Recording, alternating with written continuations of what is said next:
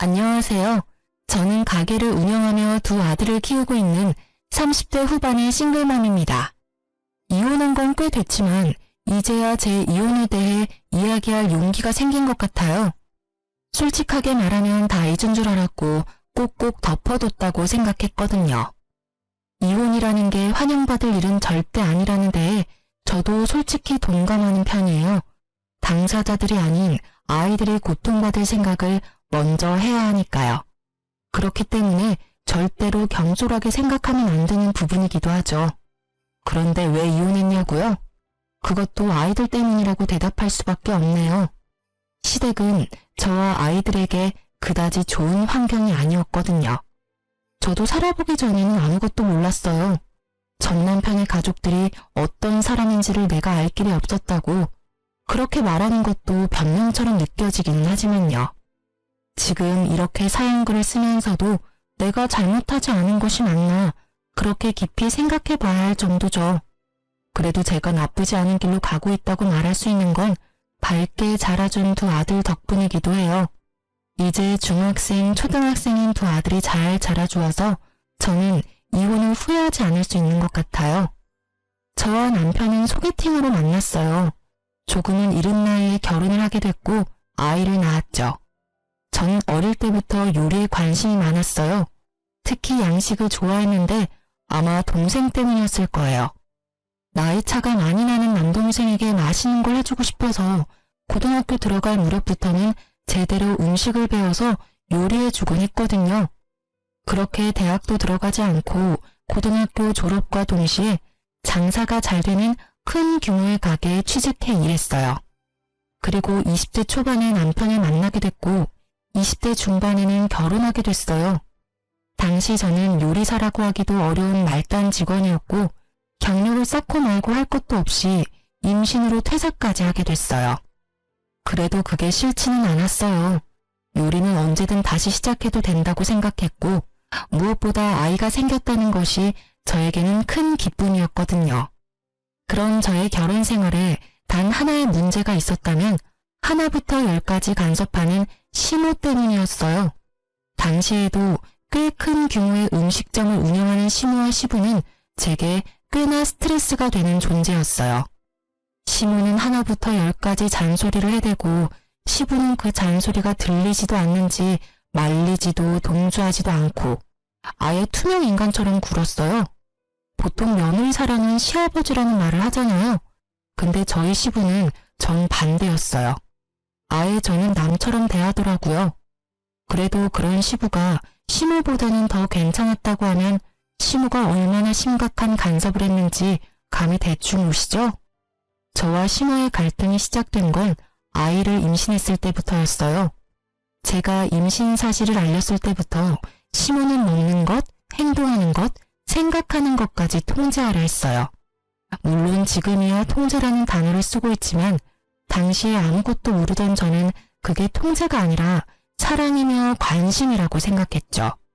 첫 손주에 대한 사랑이 지극하다고 생각했거든요. 그런데 그 인상이 송두리째 바뀐 일이 벌어졌어요. 바로 출산 당일이었어요. 저는 진통이 오는 상태로 병원에 가 있는 상황이었어요. 남편은 직장에 있어서 오는데 시간이 오래 걸리고 친정 부모님을 부르자니 그날따라 두 분이 모임에 가셨거든요. 결국은 시어머니를 불러 함께 병원에 있었어요. 그런데 진통을 겪는 저에게 시모가 엄한 표정으로 말하더군요. 아가, 너 절대로 제왕절개하면 안 된다. 그거 하면 애가 공부를 못한대. 그러니까 무슨 일이 있어도 자연분만 해. 그 말에 저는 뭣도 모르고 고개만 끄덕였어요. 솔직히 아무것도 모른 채 임신해서 지금처럼 정보가 많지도 않은 시대에 제가 어떻게 했겠어요? 그냥 고개만 끄덕일 수밖에 없었죠. 그리고 그 정신없는데 한 가지를 더 말하더군요. 그리고 애 낳으면 절대 조리원 가지 말고 시댁 오거라. 조리원 가면 애 제대로 안아보지도 못하고 애 정서상 안 좋아. 그 말에 저는 또 고개를 끄덕였죠. 안 간다고 말할 수 있는 정신이 없었어요. 고통이 몰아쳤다가 잠시 조용해졌다가 다시 몰아치는데 진짜 생각을 할 수가 없었거든요. 그렇게 10시간을 넘게 진통했는데 결국은 애가 나오지 않자 의료진은 급박하게 말하더라고요. 이대로는 애도 산모도 위험하다. 긴급하게 제왕절개를 해야겠다고요. 그 대사를 제가 들을 줄은 몰랐지만 너무 아파서 알겠다고 대답했어요. 그렇게 애가 나왔는데 밖에는 심호가 없고 남편이 기다리고 있더군요. 병실에 들어가 있는데 좀 지나서 심호가 병실 문을 벌컥 열고는 화난 얼굴로 들어오더군요. 내가 제왕절개 절대로 하지 말라고 한 말 못 들었니? 우리 손주 머리 나빠지면 네가 책임질 거야? 남들은 잘만 하는 자연분만을 왜 못해서 제왕절개를 해? 그만큼 들었으면 나 같으면 5기로라도 자연분만 하겠다. 그걸 못 참고. 어머님, 근데 의사 선생님이 제왕절개 안 하면 너무 위험하다고 했어요. 저도 아이도. 저도 일부러 그런 건 아니고요. 의사 선생님한테 물어보시면 정확하게 아실 거예요. 의사가 뭘 알아?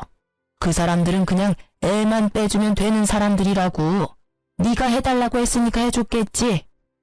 결국은 화만 마구 낸 시모는 씩씩거리며 집으로 돌아갔어요. 저는 출산을 하고도 욕을 얻어먹는 기이한 경험을 했죠. 그 뒤에 친정엄마가 왔는데 결국 울어버렸어요. 부모님은 제가 임신으로 고생한 것 때문에 운다고 생각하신 것 같더라고요. 그냥 별말 없이 그런 거라고 생각하게 놔뒀어요. 심호 때문이라고 말하면 당장이라도 저를 끌고 갈 것 같았거든요. 그렇게 입원 후 조리원 대신 심호 집으로 향했어요. 심호는 화가 완전히 가라앉지는 않은 모습이었지만 그래도 최소한의 준비는 다 해놓은 상태였어요. 그러나 다른 부분에서 심호와의 마찰은 바로 생겼어요. 너 분유는 왜 가져왔어? 애한테는 모유야. 모유를 먹여야 애가 튼튼하게 크는 건 모르니? 분유 다 갖다 버리거라. 애가 아무것도 모르고 임신을 해. 분유를 준비하라고 일러준 건 저희 친정엄마였어요. 친정엄마가 모유가 잘 안 나오는 체질이었다고 하더라고요.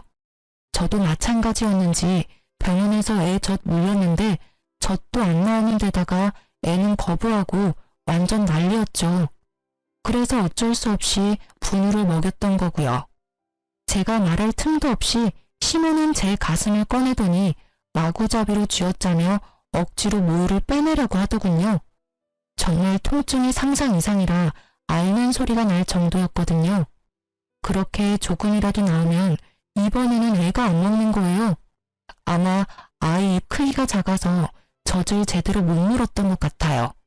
그것도 모르는지 억지로 애한테 모유를 먹이려니 애는 얼굴이 벌겋게 될 정도로 목을 돌려 거부를 하더군요. 결국 모유 먹이기가 실패하자 시모는 화가 난 듯 보였어요. 야, 모유가 이렇게 안 나올 수가 있어? 너애 태교할 때 뭐 했어? 뭘 했는데 모유가 이렇게 안 나와? 아우 정말 미쳐. 진짜 넌 뭐 하나 제대로 하는 게 하나도 없니? 결국 꽥 소리를 지른 시모 때문에 애는 놀라서 경계하듯 울고 저는 너무 놀라 아이를 얼른 시모 품에서 빼앗고 몸을 돌렸어요. 그 탓에 시모는 엉덩방아를 찍어버렸지만 그런 게 눈에 들어올 리가 있나요? 애가 완전 자지러지게 우는데.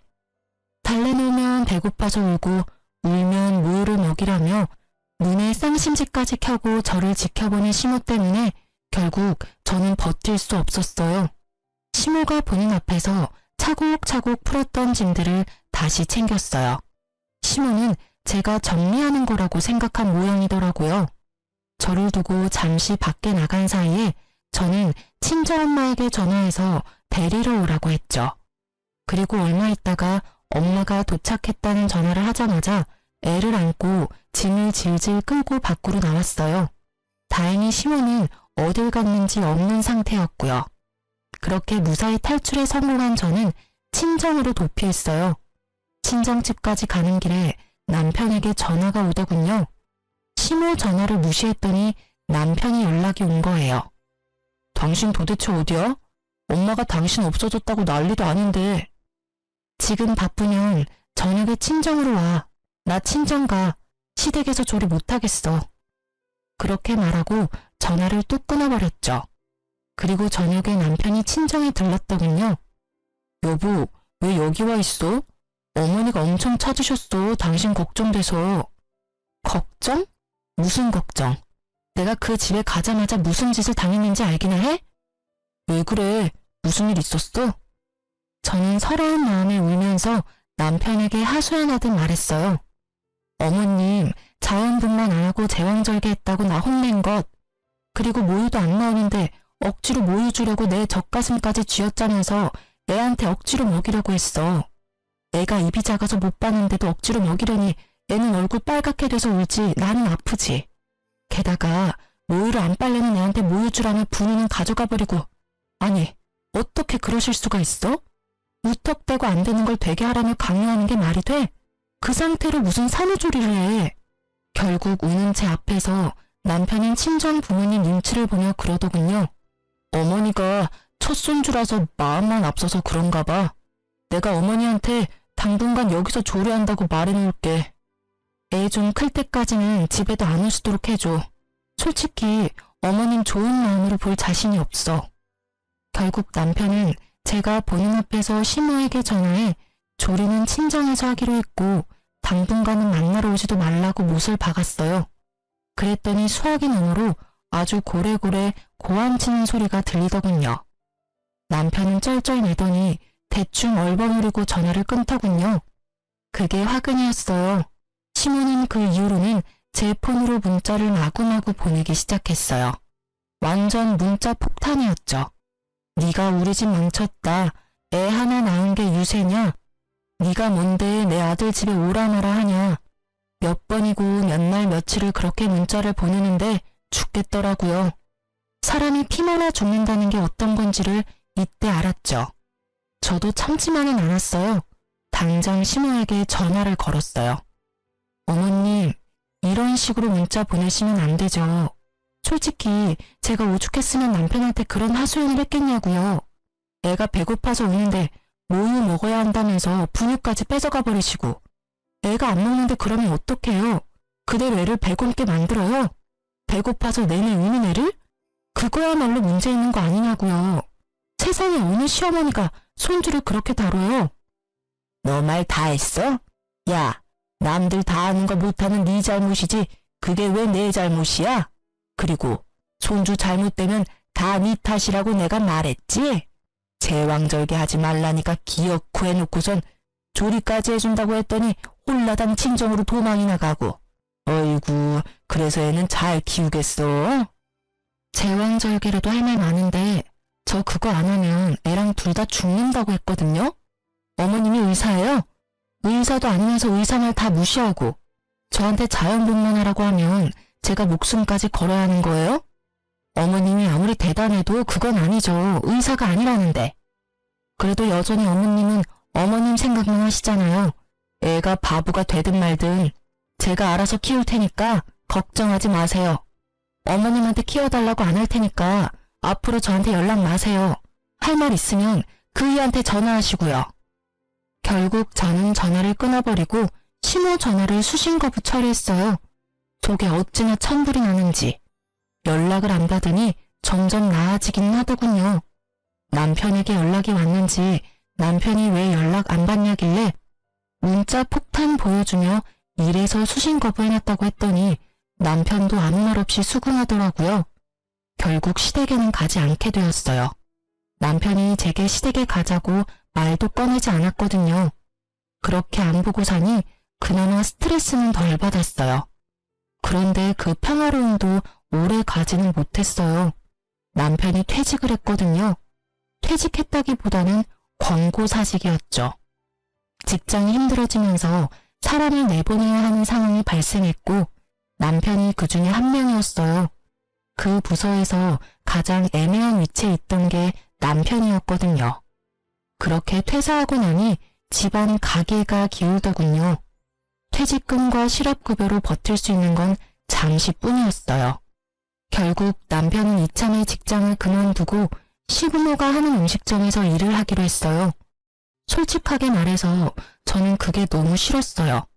가족 병행이라는 것도 별로였지만 시모 성격을 아니 분명히 남편에게도 간섭할 게 분명했거든요. 당시에 저는 다른 곳에서 보조 셰프로 일하고 있었는데 월급은 그리 많지 않았어요. 예전만큼 돈을 벌지 못하자 남편이 저에게 이야기를 하나 꺼내더군요. 혹시 우리 부모님 가게에서 같이 일할 생각은 없어? 한 사람이 문제 일으켜서 나가는데 다른 사람 뽑으려니. 솔직히 가족한테 돈 나누는 게 돈이 더 돼. 순수익을 4등분해서 준다고 하니까 우리도 꽤 벌 수 있을 거고. 가게 규모가 꽤 크니까 금방 쉬느라 까먹은 돈들 다 메울 수 있겠지. 당신이 양식이 전공이라는 건 알지만 배우면 잘할 수 있을 거고. 엄마한테는 내가 잘 말해놨어. 스트레스 주지 말라고. 엄마도 많이 수그러들었거든? 아마 예전처럼 그렇게 굴지는 않을 거야. 손주도 보고 싶어 하시고. 애가 당시에 4살이었는데 남편이 시부모에게 애의 사진이나 동영상을 자주 보여줬대요. 또래보다 뭐든 빨랐던 아이인데다 똑똑했거든요. 시모는 제왕절개에서 애가 바보가 될 거라며 비아냥거렸지만 제왕절개를 해도 애는 잘만 나온걸요. 동영상으로 손주를 보니 직접 보고 싶은 마음이 컸나 봐요. 저에게 스트레스를 주지 않는다는 조건으로 제게 일하자고 하는 거였어요. 저는 고민했어요. 물론 마음이야 절대 가고 싶지는 않았죠. 하지만 아무래도 집안 경제가 무너지는 건 더 큰일이긴 했거든요. 애가 크면서 돈 될 곳은 더 많은데 이렇게 까먹기만 하면 돈도 모으지도 못하고 은행에 노예만 될까 걱정되기도 했고요. 결국은 시댁 가게에서 일하기로 결정했어요. 그렇게 간 첫날은 그렇게 어색했는데 시모도 남편과 약속한 게 있어서 그런지 별로 나쁘게 대하지는 않더군요. 가게는 크고 넓었지만 위생 상태는 정말 엉망이었어요. 처음에는 제가 혼자 치웠는데 치워도 늘어만 가는 때와 얼룩에 정말 포기하고 싶은 마음밖에 없었어요. 게다가 다른 사람들은 그 상태를 당연하게 생각하더군요. 음식점 하면서 깨끗하게 어떻게 유지하냐고요. 돈 못 버는 음식점이나 그런 곳에 신경 쓴다며 어이없는 소리만 하시더라고요. 그렇게 몇 개월 일하는데 하루는 속이 너무 안 좋았어요. 울렁거리고 답답하게 체한 것 같았는데 그 순간 제가 생리할 기간이 지났다는 생각이 든 거예요. 혹시나 싶어 확인했더니 정확한 2줄이 나오더군요. 저는 너무 기뻤어요. 둘째는 사랑이라고 친구들에게 들었고 첫째가 크니까 둘째 보고 싶은 마음도 있었거든요. 너무 즐거운 마음에 남편에게 그날 저녁 바로 확인시켜줬어요. 남편이 어찌나 좋아하던지. 남편은 시모에게 이야기하면 좋아하실 거라고 내일 당장 말하자고 하더군요. 솔직히 첫째 때 좋은 기억이 없어서 시모에게 알리고 싶지는 않았지만 어차피 임신했으면 만삭이 되면 일을 못하게 될 테니 미리 이야기하는 게 낫겠다 싶어 알겠다고 했죠. 그리고 다음날 남편과 제가 둘째 임신 소식을 알렸어요. 뭐? 너희 지금 우리한테 상의도 없이 애 가진 거야? 네? 저희가 상의해야 했나요? 저희는 그냥 어리둥절할 뿐이었어요. 시모는 완전 칠색팔색을 하며 소리를 질렀어요. 너희는 무슨 애들이 생각이 없어? 같이 일하고 있는데 네가 임신했다고 빠지면 일은 누가 해? 그러면 당분간 저를 대신할 사람을 뽑으면 되는 거 아닌가요? 저는 시모가 왜 화내는지를 모르겠더라고요. 제가 없으면 다른 사람을 뽑아 일을 시키면 되는데 왜 저한테 화를 내는지 이유를 전혀 모르겠더라고요. 외부 사람들이 는 거 나는 싫다고 했잖니. 게다가 원하는 것만 많고 일은 안 하려고 하고 쓸데없는 짓이나 하고. 나는 그런 거 싫어. 이제야 오붓하게 우리 가족끼리 일 좀 하겠다 싶었는데 이게 뭐니? 너 임신했다고 몸 아껴가며 일할 생각하지 마. 어차피 원치도 않는 둘째 임신했는데 너한테 거기까지 신경 쓸 겨를 없어. 악담도 이런 악담이 없었죠. 정말 어이없는 표정으로 저는 남편과 시부를 바라봤어요. 누구 하나는 나를 도와주겠지, 나에게 동조해주겠지 싶었는데 두 사람 다 제 눈을 피하더군요. 그때 알았어요. 이 집안은 시모가 왕이고 나머지 남자들은 허수아비였구나 하고. 그렇게 저는 그 고된 시집살이를 시작했어요. 그것도 시부모가 운영하는 음식점에서요. 임신했다고 봐주지 않겠다는 시모 말은 거짓말이었어요. 봐주지 않는다는 게 아니라 괴롭히겠다는 말이었거든요. 일부러 온수 없이 찬물에 설거지하게 만들거나 무겁고 뜨거운 솥을 옮기게 했어요. 그것뿐이면 말을 안 해요. 임신하면 여자분들은 다들 아시겠지만 엄청 졸리잖아요. 아침, 점심 가리지 않고 졸린데 시모는 잠시도 엉덩이를 의자에 붙이지도 못하게 감시했어요. 제가 벽에 기대서 잠시라도 눈을 감고 있으면 바로 와서 저에게 호통을 치기 일쑤였죠. 딱 한 달 참았어요. 그 모진 행동들을. 그런데 하루는 그런 생각이 들더군요. 이걸 만삭 때까지 견디면 애가 제대로 나올까 싶은 생각요. 엄마의 스트레스를 뱃속에서 겪을 아이가 심리적 문제 없이 잘 나올까 싶은 생각이 들었죠. 태교라고는 하나도 없는 그런 곳에서 저녁까지 뺑뺑이 돌리듯 일해야 하는 게 제정신에 멀쩡하고 몸 건강한 사람도 힘든데 저라고 버텨낼 재간이 있을 리 없죠. 결국 저는 결단을 내렸어요. 이번에도 제 결정은 친정으로의 도피였어요. 이렇게 보면 제가 정말 도망을 잘 가는 것처럼 보이는데 제가 그렇게 연약한 사람은 아니에요. 요식업계가 얼마나 상하관계가 철저한지 아시는 분은 아실 거예요. 주방이라는 곳은 언제나 호통이 날아오고 차를 한 판을 걷듯 조심해야 안전한 곳이거든요. 저도 당연히 그런 힘든 시간을 버티고 보조 셰프로 일을 했었죠. 그런데 이건 결이 아예 다르잖아요. 안전과 위생, 배움을 위해 스스로 그 힘듦을 이겨내는 것과 그저 나를 괴롭히려는 행위를 감내해야 하는 것은 전혀 다른 문제였으니까요. 결국은 그렇게 첫째 아이와 함께 짐을 다 챙겨들고 친정집으로 도피했어요. 가게 CCTV 영상 복사해서요. 그리고 그날 또 남편이 찾아왔죠. 그러나 첫 번째 도피 때와는 전혀 다른 남편이 있었어요. 당신 왜 또 처가로 도망가? 일을 하다가 내팽개치면 어떡해? 그렇게 생각 없고 책임감 없는 사람이었어? 당신 없으면 그 빈자리는 누가 채워? 사람이라도 구해놓고 나와야 할 것 아냐. 책임감? 당신은 내가 당한 걸 두 눈으로 보고 두 귀로 들으면서도 그런 말을 나한테 할 수 있어? 정말 어이없다. 가재는 개편이고 집신도 짝이 있다더니만 그래, 너도 나 괴롭히는 그 가족들이랑 한패다 이거지? 무슨 말을 그딴 식으로 해. 우리가 뭘 어떻게 했는데. 매번 괴롭힌다 하는데 그게 어떻게 괴롭힌 거야. 일이 바쁘면 그럴 수밖에 없지. 말은 잘해. 그럼 잠시도 앉지도 못하게 하는 게 그게 괴롭힌 게 아니야? 임산부한테 그 큰 솥을 들게 시킨 것도? 출퇴근 시간 일부러 느린 것도? 임신했다고 특별하게 대해달라고 했어? 나 그런 적 없어. 솔직히 말하면 지금처럼 일했으면 그냥 일하고 만삭돼서 출산하러 갔겠지. 근데 이거 지금 정상적인 게 맞아? 내가 하던 일보다 몇 배는 더 많아졌고 힘든데 그걸 보면서도 아무 말 안 한 거 너도 똑같다는 거야. 왜? 둘째 생긴 게 왜 싫은데? 당신은 좋아했잖아. 근데 어머님이 그렇게 행동한다고 당신까지 거기 동조해? 나쁜 새끼. 너는 내 아빠도 아니야. 너는 우리 둘째 얼굴 볼 자격도 없는 놈이라고. 알아? 이혼해. 이혼하자고. 결국 터져버린 제가 소리를 지르며 난리를 치자 친정 부모님들이 불이 나게 달려와 저를 달랬어요. 이서방, 애 몸도 안 좋은데 다음에 와서 이야기하게. 이러다 애 잡겠어. 자네는 나 좀 보지. 결국은 두 분 부모님들이 그러고서야 남편이 헛소리를 멈추고는 죄송한 표정으로 밖으로 나가더군요. 이혼 이야기는 깊게 받아들이지 말게. 애가 지금 스트레스가 많아서 그런 걸 거야. 곧 좋아지겠지.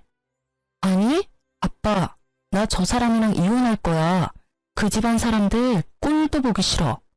임신한 나를 죄인처럼 굴리는데 내가 왜 그 집에 내 발로 들어가? 난 절대 그렇게 못해. 아니, 안 할 거야. 당신도 잘 알아도 내일 이혼서류 보낼 거야. 결국 악에 받쳐 소리 지르는 저를 두고 남편은 집으로 돌아갔어요. 애가 자고 있었으니 망정이지 깨어 있었으면 애한테도 크게 문제가 생길 뻔했죠. 친정 부모님들은 아무것도 모르고 왜 그렇게 떼를 쓰냐고 저를 설득하려 들었죠. 그래서 제가 당했던 일을 말해줬더니 아버지는 얼굴이 굳어지고 엄마는 화를 내고, 여튼 그걸 알고부터는 이혼하는 저를 이해해 주기로 하셨어요. 이혼 서류를 남편에게 보내고 나니 마음이 좀 편해졌어요. 이상하죠? 긴장감으로 가슴이 두근거리는데 묘하게 이제 다 끝났다 싶은 생각으로 너무 후련했어요. 그런데 그날 저녁 남편이 저를 집으로 부르더군요. 할 말이 있다고 말이죠. 저는 애를 두고 같이 살던 집으로 향했어요. 그런데 집에 도착하니 배신감이 짜르르 들더라고요. 거기에는 남편뿐만 아니라 시모까지 같이 있었거든요. 우리끼리 이야기해서 끝낼 문제가 아닌 것 같아서 어머니도 불렀어. 무슨 이야기를 더 해야 끝나? 서류 정리되면 끝나는 거지. 나는 할 말 없고 더 이상 이야기도 하고 싶지도 않아. 왜 할 이야기가 없니? 너 이렇게 살다 헤어지면서 또 위자료다 뭐다 우리한테 요구할 거 뻔하잖아. 그리고 둘째는 모르겠고 첫째는 우리가 데려와야지. 애가 네 소유라고 생각하는 건 아니지? 걔 우리 집안 피를 이었어. 너한테 뺏길 이유가 어디 있니? 어머님, 말이 되는 소리를 하세요. 왜 애를 어머님이 데려가요? 제가 왜 이혼하자고 하는지 모르시나 보네요. 정확하게 말씀드릴게요. 저 남편 때문에 헤어지는 거 아니에요. 어머님 때문에 이혼하자고 한 거지. 너희 사이가 좋으면 이혼을 왜 해? 나 때문에? 내가 뭘 어쨌는데? 내가 너한테 그리 못하디? 어디 가서 말하기 부끄러워서. 네가 애 못 키우고 가정 못 지킨 주제에 말은 아주 잘하는구나. 그래, 뭐가 그렇게 안 입고서 이혼하자는 거니? 말해봐. 내가 뭘 그렇게 잘못했어? 지금 그걸 모르세요? 둘째 임신하고 명백하게 저 괴롭히신 거 기억 안 나세요? 어머님이 직접 말씀하셨잖아요. 임신했다고 편하게 일할 생각하지 말라고. 저 애초에 편하게 일할 생각도 없었어요. 그런데 그런 저한테 일부러 고된 일 시킨 건 기억 안 나세요? 어머, 나는 너한테 미리 이야기했어. 임신한 건 네 잘못이지 않니? 그러게 우리한테 이야기라도 하고 임신 준비를 하지 그랬니? 그랬으면 네가 그럴 일도 없었잖아. 그리고 임신했다고 특별하게 대해주는 것도 웃기지 않니? 나 때는 임신해도 밭일해야 했고 눈치 보며 음식도 줄여야 했어. 그런데 너는 같이 일하면서 혼자 임신해버리고 남은 사람들 고생할 건 생각도 안 하는 이기주의자잖니? 그게 어떻게 이기주의예요? 말이 정말 안 통하네요. 이러니까 제가 이혼 이야기 꺼낸 거예요. 이러니까. 누가 특별하게 대해달라고 했어요? 최소한 태어날 아이가 이 집안에서 축복은 받아야 하잖아요. 그런데 애가 졌다고 도리어 더 괴롭히시다니 누가 봐도 문제 있는 건 어머님이시라고요. 게다가 애 태어나면 어떻게 할 건지 눈에 훤히 보이는데 이 상황에서 출산을 해요? 솔직히 말해서 1초도 있고 싶지 않아요. 그리고 우리 첫째 데려갈 생각 꿈도 꾸지 마세요. 애가 어머님만 보면 자지러지게 우는 거 모르세요? 낯을 가리는 수준이 아니라고요. 그런 애를 어떻게... 게다가 임신한 임산부를 이렇게 홀대하는데 애라고 잘 봐주시겠어요? 조금이라도 마음에 안 들면 저한테 한 것처럼 모질게 굴겠죠. 뭐냐, 뚫린 입이라고 아주 시어머니한테 못하는 말이 없구나. 네가 그렇게 잘났어? 네가 뭐든 다 안다고 착각하지 마. 그리고 애 안 주면 그 애한테도 우리 집 재산은 안 줄 거야. 상속 같은 거 받을 생각 하지도 마. 그딴 돈 필요 없어요. 우리 집에도 돈 있거든요. 애 놔두고 돈들. 누가 애 양육에 더 잘 어울릴지는 나중에 따져보면 알겠죠. 그리고 그런 착각 안 하니까 이혼 변호사 만나러 갈 거예요. 있었던 일 다 이야기하고 애를 제가 데려올 수 있는 방법 찾을 거니까요.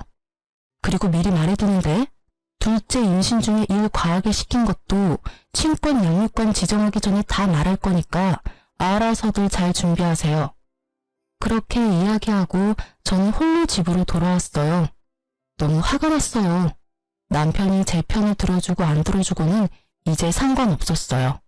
그냥 자기들만 가족이라고 저를 그런 식으로 내모는 게 너무 열받았거든요. 게다가 애 안 주겠다니. 재산으로 협박하는 천박한 모습이라니. 저는 시간이 지날수록 이 이혼에 대한 확신이 짙어졌어요. 제가 잘못한 게 아니라는 생각이 강하게 들었거든요. 뱃속의 아이 때문이라도 빨리 모든 걸 정리하고 싶은 마음뿐이었어요. 결국 저는 남편과 이혼을 했고 당시에는 최대한 받을 수 있을 만큼은 받았어요. 아이 친권과 양육권도 아슬아슬하게 제가 지인의 가게에 취직하면서 제게 좀 더 유리하게 진행됐고요. 그리고 몇 달 지나지 않아 시부모 가게 앞을 지날 일이 있었는데 문이 닫혀 있더라고요. 으스스한 게 그 큰 부지에 가게가 닫혀 있으니 보기 너무 안 좋더라고요. 무슨 일로 저렇게 되어 있나 싶었는데 폐업 처리라고 크게 붙어 있더라고요. 저는 집에 돌아와서 친정엄마에게 물어봤죠. 혹시 전 남편 가게 어떻게 됐는지 아냐고요. 솔직히 저는 그쪽으로는 눈도 두기 싫은 사람이라 여태껏 소식을 궁금해하지도 않았거든요. 너 몰랐어? 너 나가고 새로운 직원 구했는데 그 직원이 위생불량으로 신고했대. 그래서 사람들 나와서 확인하고 난리가 났었거든. 결국 그걸로 처벌받았는지는 모르겠는데 사람들이 있는데 와서 그런 일 벌어지니까 소문이 안 날 리가 있어? 아무리 그래도 동네 장사인데 관광객 상대는 몰라도 동네에서 그러면 이미 끝장난 거지. 그 뒤로 영업은 계속했다는데 손님이 뚝 끊겨서 폐업 신고했다더라고. 근데 너 있을 때도 그랬어? 그 이야기 들으니 시모 가게에 불량했던 위생이 다시금 떠올랐죠. 아, 그런 게 있었지 하고요. 알고 있었다면 제가 먼저 신고했을지도 모르는데 그 당시에는 제 앞가림하는 것만으로도 바빠서 그런 건 생각도 못했거든요. 나 있을 때도 엄청 더러워서. 근데 나 나오기 전에 청소 엄청 꼼꼼하게 하긴 했는데 그 짧은 시간 동안 또 그렇게 더럽게 썼나 보네. 습관이란 게 참 무서워. 손에 익지 않으면 잘 안 하게 되고 손에 익어버리면 뗄 수가 없지. 아유, 그러니? 아, 그리고 이번에 신고당하는 게 처음도 아니라던데 너 들어가기 직전에 일하던 직원이 그런 신고하겠다고 몇 번 협박했었던가 봐. 결국에는 너희 시어머니가 무마하려고 돈 좀 썼다던데 그러고도 이 꼴이니 2번이나 신고당한 셈 아니니? 결국은 그렇게 본전도 못 찾고 빚만 생겼겠지. 그제야 왜 시모가 저에게 가족 경영을 강조했는지 이해할 수 있었어요. 이미 척진 며느리라도 데려와야 그런 위험을 방지할 수 있다고 생각한 모양이에요. 참 대단하신 분들이다 싶었어요. 음식점 하면서 더럽게 유지하는 것도 대단하고 신고당하기 싫어서 가족들 끌어들이는 것도 대단하고. 근데 그 부지는 왜 안 팔렸어?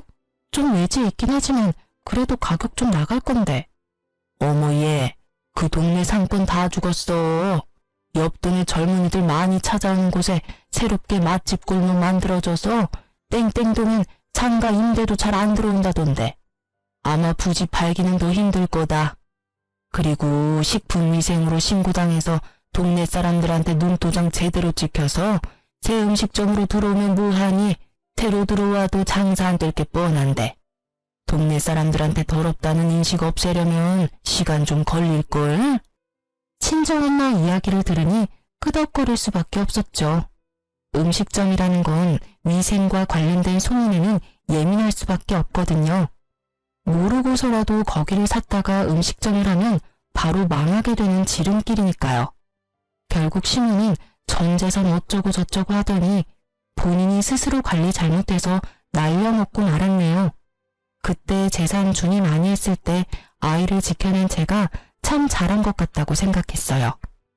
그리고 그 뒤로 저는 지인이 운영하는 가게에서 출산 직후 그만뒀어요. 아버지가 집에서 제 요리를 맛보시고는 장사 미천을 마련해 줄 테니 음식점을 운영해 보라고 했거든요. 처음에는 겁이 많이 났어요. 젊은 사장이라니. 아직 제가 제대로 된 요리사가 아니라는 생각을 했거든요. 그래도 아버지의 권유와 격려에 결국은 제 이름의 가게를 오픈하게 됐어요. 큰아버지가 한적한 골목길에 건물이 하나 있었는데 그 1층을 조금 싼 값에 임대하셔서 그곳에서 양식 음식점을 운영했어요. 그런데 그 골목에 하나둘씩 젊은 감성의 가게가 생기더니 결국에는 맛집 골목처럼 상권이 형성되어서 2년 만에 저희도 그 이득을 충분히 누리게 됐죠. 음식점은 장사가 너무 잘 돼서 몇 년 만에 확장하게 됐어요. 그 건물 1층에 제 가게와 휴대전화 가게가 있었는데 결국은 그 휴대전화 가게가 임대 계약 종료로 나가고 큰아버지가 그쪽을 저희가 확장해서 쓸 수 있게 만들어줬어요. 저희도 확장하고 나서는 시세와 같이 임대료를 지불하며 가게를 운영하기로 했어요. 가게가 커졌으니 사람을 구해야 했어요. 그만큼 홀과 테이블이 늘어나서 당시 있던 직원만으로는 너무 감당이 안 될 정도였거든요. 우리는 홀 직원에 더해서 주방에서 저를 도와 보조 셰프를 해줄 사람을 찾기로 했어요. 그렇게 구인 광고를 냈어요. 며칠 동안 사람들이 많이 찾아왔는데 홀서빙은 금방 구했는데 주방 보조해줄 이모님 찾기가 생각보다 힘들었어요. 그래서 골머리를 앓고 있는데 문 열리는 소리가 들리더니 누군가 들어오더라고요. 그때는 오픈 전이라 저도 사복을 입고 있었는데 고개를 돌리고 딱 보니 전 시무가 거기 있었어요. 저도 상대방도 무척 놀란 표정이었어요. 그러나 놀란 표정도 잠시 전 시무는 표독한 표정으로 제게 시비를 걸듯 말했어요. 너도 직장 구하러 왔니? 이혼하면서 나갈 때는 아주 이혼만 하면 세상 편하게 살 것처럼 하고 나가더니 결국은 너도 이렇게 나이 먹고 구직이나 하고 다니잖아. 그 말은 제가 하고 싶은 말이었지만 말을 참았어요. 여기는 왜 오셨어요? 저랑 싸우러 오신 거예요? 네가 여기 있는 줄 내가 어떻게 알고 여길 와? 난 여기 구인 광고 보고 면접 보러 온 거야. 너도 구직하러 온 거 같은데 나랑 같이 있으면 넌 못 붙어. 내가 여기 사장님한테 네가 얼마나 못된 계집인지 아주 상세하게 이야기해 줄 거니까. 싸우러 오신 게 아니면 말 조심하세요. 저도 이제 그쪽 분 제 시어머니라고 생각 안 하니까요. 남남이 된 지 얼마나 오래됐는데 여전히 저한테 굉장히 모질게 구시네요. 남한테 이렇게 하시면 당장 소송인 건 모르세요? 그딴 거 난 알 필요 없고 알고 싶지도 않아. 나한테 필요한 건 네가 우리 아들이랑 이혼하고 비루하게 빌어먹고 사는 걸 보는 게 더 중요해. 모든 게 내가 생각한 대로 맞아떨어졌으니까. 너 같은 성격에 어디 가서 잘할 거라고 생각한 게 이상하긴 하지. 우리 집 풍비박산을 내놓고 아주 저 혼자 잘 살려고 하는 건 말도 안 되지. 너 때문에 우리가 이렇게 됐는데. 가게 폐업했다는 이야기는 들었어요. 그런데 그게 제 탓이라고요? 저는 분명히 저 나가고 새로 들어온 직원이 신고했다고 들었는데요. 그게 네 탓이지. 네가 애를 가지지만 않았어도 우리가 그런 또라이 같은 새 직원을 뽑을 일이 있었겠니? 쓸모도 없는 거 걷어서 일하게 해주려고 했더니 금세 도망가서 결국 사람 구하게 만들고 결국 신고당해서 폐업하고 우리 아들도. 아들 이야기를 꺼내려던 시무가 잠시 멈칫하더니 무척 화난 얼굴로 칵 퇴하며 제 앞에서 침을 뱉더군요. 정말 모욕적이고 빡친 상황에서 저도 참을 수 없었어요. 이 아줌마가 미쳤어? 여기가 어디라고 침을 뱉어? 그게 내 탓이라고? 위생신경 쓰라고 말한 거 무시하는 것도 아줌마고 열심히 쓸고 닦는 나 무시하면서 생색낸다며 비아냥거린 것도 아줌마인데 왜 나한테 뒤집어 씌우는 거야? 나한테 침 뱉은 거 나 그냥은 안 넘어가요. 신고하고 소송할 거니까. 네가 그런다고 내가 무서워할 줄 알았니? 오냐 해봐라. 누가 이기는지 보자. 그때 안에 있던 매니저가 큰 소리에 놀라서 나오더라고요. 사장님, 무슨 일이세요? 이 아주머니는 또 누구시고? 사장님? 매니저가 제게 사장님이라며 부르며 뛰어오니 시모 눈이 놀란 토끼처럼 동그랗게 변하더군요. 저는 열이 받을 대로 받아서 시모에게 말했죠. 왜요? 사장이라니까 좀 달라 보여요? 내가 여기 사장이에요. 이제 머리가 좀 돌아가요. 지금 남의 영업장에서 사장 모욕하고 침도 뱉으시고. 아, 구직 활동하러 오셨다고 했죠? 이력서 주세요. 그런데 제 밑에서 일이나 하실 수 있으려나?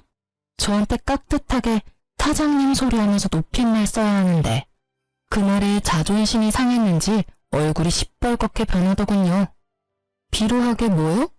내가 그 말 똑같이 되돌려드리죠. 나이 먹고 어린애한테 침 뱉고 막말한 거, 비루하게 사는 거 보고 싶었다고 한 거 다 돌려드릴게요.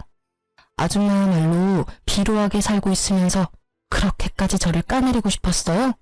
근데 어째요? 제가 사장인데.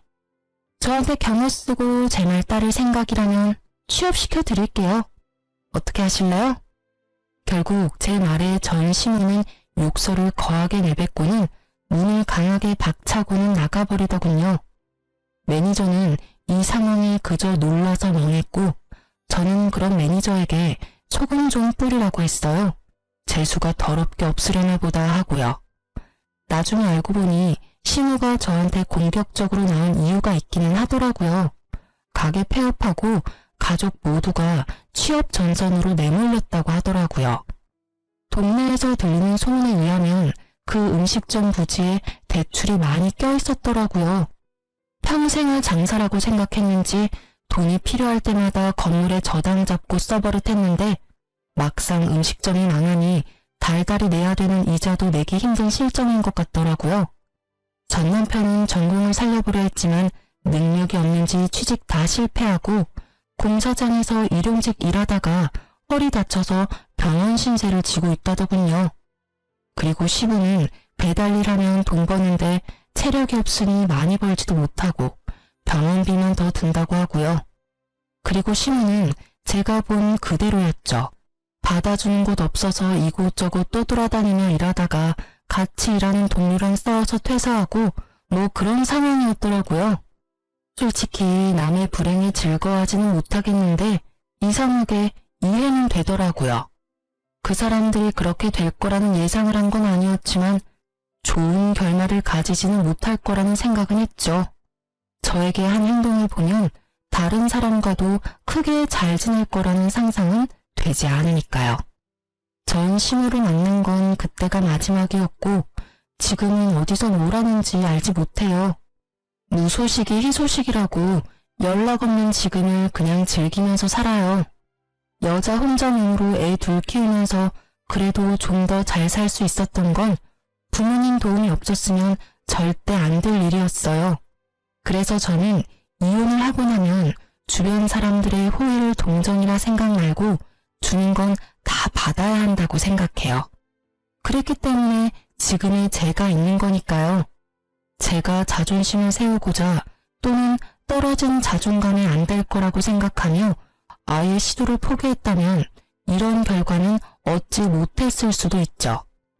그리고 그때 제 선택을 후회 없게 만들어준 두 아들의 존재가 제게는 여전히 소중해요. 혼자 되고 경영인이 되고 나서는 주변 사람들이 소개를 해주기도 했어요. 그렇지만 다 거절했어요. 솔직하게 말하면 이혼하고 나서 음식점을 운영하는 것보다 재혼을 했다면 더 편하게는 살 수 있었을지도 모르죠. 그렇지만 그렇게 했다면 두 아들이 지금처럼 밝고 건강하게 자라지는 못했을지도 모른다는 생각을 해요. 앞날은 아무도 알 수 없는 거긴 하지만 그래도 제가 다른 데 눈 돌리지 않고 아이들을 위해 애써온 것만은 정말이거든요. 음식점을 운영하면서 초반에는 힘들기도 했고 여러 가지 문제도 많았어요. 이혼하면 다 해결되는 게 아니라 더 많은 문제가 산적해 있을 테지만 내가 인간 취급받지 못한다는 거, 내 아이가 받을 취급을 생각하면 이혼이 더 나은 선택이었다고 말할 수 있겠네요. 글을 쓰면서 제 인생을 정리해보니 시작되는 모호했던 마음들이 지금은 정말 한 점의 후회도 없어진 듯해요. 글을 쓴 보람이 있는 하루였네요. 그리고 저의 긴 글 시간 들여 읽고 들어주신 분들에게 감사한 마음을 전합니다. 다들 오늘도 좋은 하루 되세요.